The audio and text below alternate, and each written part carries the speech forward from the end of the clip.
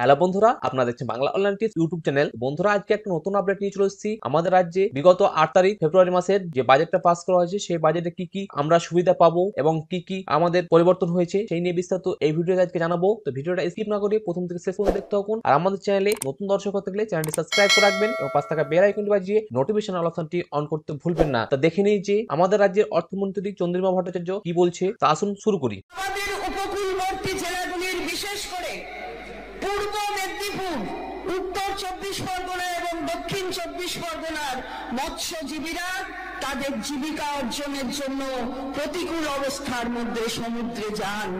যেহেতু এপ্রিলের মাঝামাঝি থেকে জুন মাসের মাঝামাঝি পর্যন্ত এই 2 মাস মাছ ধরার ক্ষেত্রে নিষেধ থাকে, এই মৎস্যজীবীদের জীবিকা অর্জনে সমস্যা হয়ে থাকে।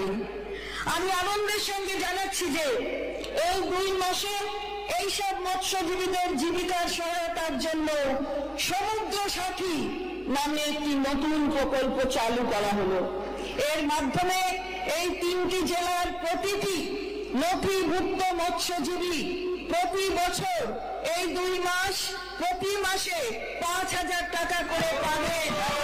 কারিগরদের জন্য যারা বিশেষ করে প্রথাগত কাজে যুক্ত, আমি খুবই আনন্দের সঙ্গে তাদের জন্য West Bengal artisans financial benefit scheme 2024 নামে একটি নতুন প্রকল্পের ঘোষণা করছি। এই প্রকল্পের প্রতিটি কারিগর এককালীন 15,000 টাকা এবং শিল্প সমবায় সমিতি 10 লক্ষ টাকা পর্যন্ত পাবেন তাদের যন্ত্রপাতি কেনার জন্য, কাজের শেডের নির্মাণ অথবা মেরামতির জন্য অথবা মার্কেটিং এ সহায়তার জন্য। এই প্রকল্পে এবছর 2 লক্ষ কারিগরকে অন্তর্ভুক্ত করা হবে। কারিগর এবং তাঁতিদের সামাজিক সুরক্ষা প্রদানের উদ্দেশ্যে আমি Artisan and viewers death benefit scheme প্রকল্প চালু করার প্রস্তাব করছি। প্রকল্পতে 18 থেকে 60 বছর বয়সী কোন নথিভুক্ত কারিগর বা তাঁতির প্রাকৃতিক কারণে বা দুর্ঘটনার কারণে মৃত্যু হলে সেই পরিবারের নির্ভরশীল সদস্যরা এককালীন 2 লক্ষ টাকা আর্থিক সহায়তা পাবেন। মানরেগা প্রকল্পে কেন্দ্রীয় সরকার বরাদ্দ বন্ধ করে দিয়ে আমাদের জব কার্ড হোল্ডারদের দীর্ঘ সময় ধরে প্রাপ্য বৈধ মজুরি অস্বীকার করেছে। তাদের কঠোর পরিশ্রমের ক্ষতিপূরণ হিসেবে মাননীয় মুখ্যমন্ত্রী 21 লাখ জব কার্ড হোল্ডারদের এবছর 21শে ফেব্রুয়ারির মধ্যে মজুরি প্রদানের কথা ঘোষণা করেছেন। তাদের কঠোর পরিশ্রমের ক্ষতিপূরণ হিসেবে মাননীয় মুখ্যমন্ত্রীর 21 লাখ জব কার্ড হোল্ডারদের এবছর 21শে ফেব্রুয়ারির মধ্যে মঞ্জুরি প্রদানের কথা ঘোষণা করেছেন। কেন্দ্রীয় সরকার অনৈতিকভাবে মানরেগার টাকা বন্ধ করে রাজ্যের প্রান্তিক মানুষের জীবিকার ন্যূনতম অধিকার কেড়ে নিয়েছে। গত 2 বছর ধরে রাজ্য সরকার বিভিন্ন দপ্তরের সহায়তায় এইসব মানুষের পাশে দাঁড়াতে 8,297 কোটি টাকা ব্যয়ে 39 কোটি কর্মদিবসের ব্যবস্থা করেছে। আমি আনন্দের সঙ্গে জানাচ্ছি যে এই সকল মানুষের পাশে দাঁড়ানোর অঙ্গীকারকে মান্যতা দিয়ে মাননীয় মুখ্যমন্ত্রীর নেতৃত্বে আমাদের সরকার নিজস্ব সংগতিতে কর্মশ্রী নামে একটি সুসংগত প্রকল্প চালু করেছে। এই প্রকল্পে রাজ্য সরকার রাজ্যের প্রত্যেক জব কার্ড হোল্ডারকে বছরে কমপক্ষে 50 দিনের কাজ নিশ্চিত করবে।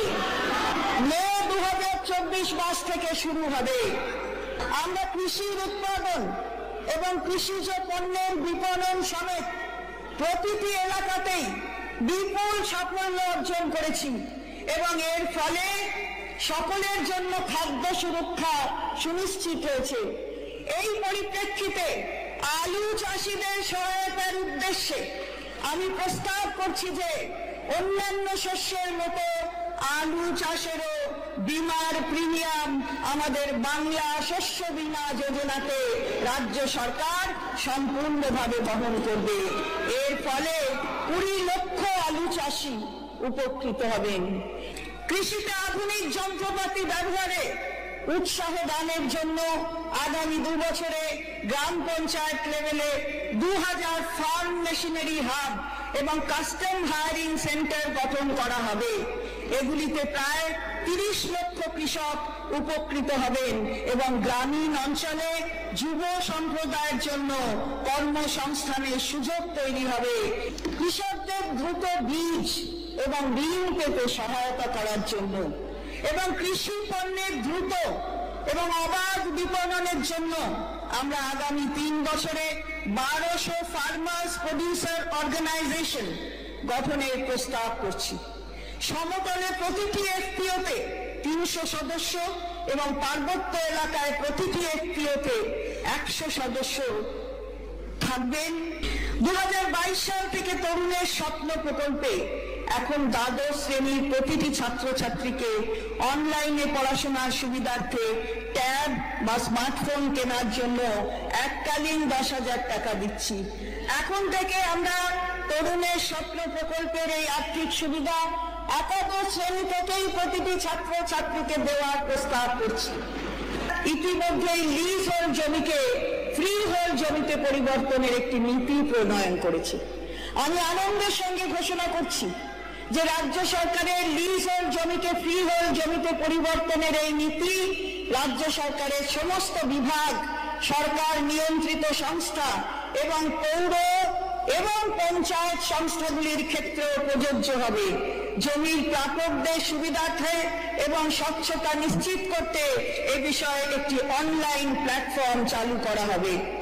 PMAY যোজনায় কেন্দ্রীয় সরকারের আর্থিক বঞ্চনার জন্য 11 লক্ষেরও বেশি অনুমোদিত পরিবার তাদের গৃহ তৈরির সুযোগ থেকে বঞ্চিত হয়েছে এবং কঠিন অবস্থার মধ্যে বাস করছে।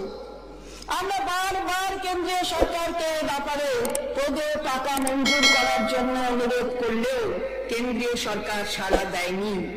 আমরা আরো 1 মাস এই খাতে রাজ্যের পাওনা টাকা পাবার জন্য অপেক্ষা করব।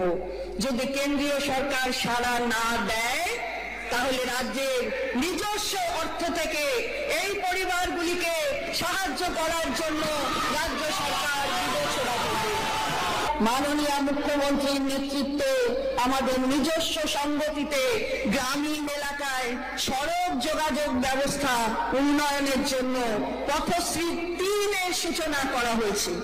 এই প্রকল্পে আনুমানিক 3,868 কোটি টাকা ব্যয়ে নতুন রাস্তা নির্মাণ ও প্রায় 12,000 কিলোমিটার গ্রামীণ রাস্তাকে উন্নততর করা হবে।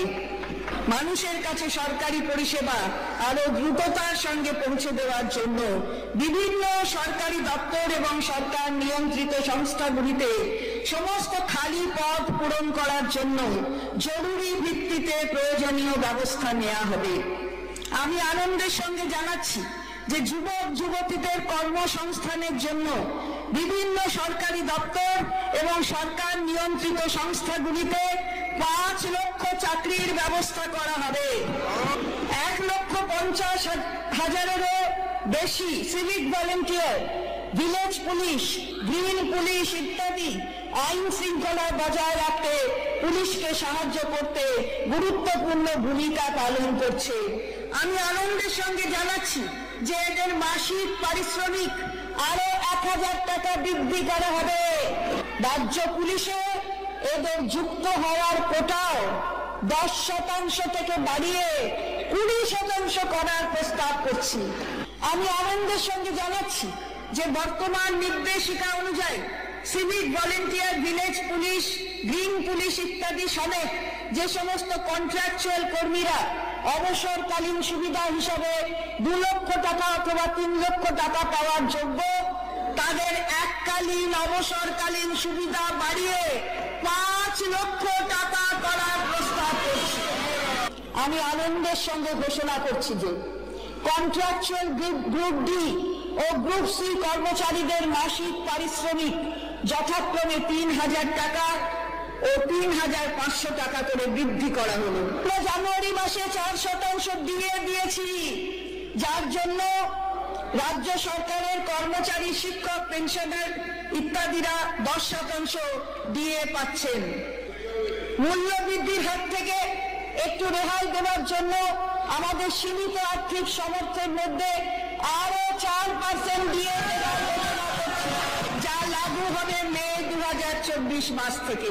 কর মকুবের ক্ষেত্রে আমি আনন্দের সঙ্গে ঘোষণা করছি যে মোটর ভেহিকল অ্যাক্টে কর আদায় আরো সংহত করতে রেজিস্টার্ড গাড়ির ক্ষেত্রে কম হারে লাইফ টাইম ট্যাক্স ও ছোট প্যাসেঞ্জার গাড়ির ক্ষেত্রে অপেক্ষাকৃত কম হারে ট্যাক্স লাগু করার প্রস্তাব রাখছি। তো আমাদের রাজ্যের অর্থমন্ত্রী চন্দ্রিমা ভট্টাচার্য কি বললেন আপনারা ভালোভাবে বুঝতে পারলেন, এবং আপনাদের জন্য একটা যে বাজেটের যে পিডিএফ বার করা হয়েছে পশ্চিমবঙ্গ সরকার, সেই বাজেটের পিডিএফটা আমাদের ডেসক্রিপশন বক্সে পেয়ে যাবেন। সেই লিঙ্কে ক্লিক করে আপনারা সমস্ত রকমের যে 8 তারিখ ফেব্রুয়ারি মাসে যেটা বাজেট পাস করা হয়েছে 2024-25, সেটা আপনারা দেখে নিতে পারবেন। 129টা পাতা আছে, সেই পাতাগুলো আপনারা দেখে নিতে পারবেন। দেখে নেওয়ার পর আপনারা জানতে পারবেন যে কোন প্রকল্পে কবে চালু হবে, কোন প্রকল্পে কত টাকা দেওয়া হবে, সমস্ত ডিটেলস কিন্তু এই পিডিএফ এর মধ্যে দেওয়া আছে। তো বন্ধুরা, এই ছিল আজকে একটা ছোট্ট আপডেট। ভিডিও যদি ভালো লাগে একটা লাইক করে দিবেন, বন্ধুর সঙ্গে শেয়ার করে তাদেরকে ইনফরমেশন দিতে চেষ্টা করবেন। পরবর্তী নেক্সট আপডেট পাওয়ার জন্য আমাদের চ্যানেলটি সাবস্ক্রাইব করে রাখবেন এবং পাশে থাকা বেল আইকনটি বাজিয়ে নোটিফিকেশন অল অপশনটি অন করতে ভুলবেন না। তো দেখা হচ্ছে পরবর্তী নতুন একটা আপডেট নিয়ে। Thank you for watching.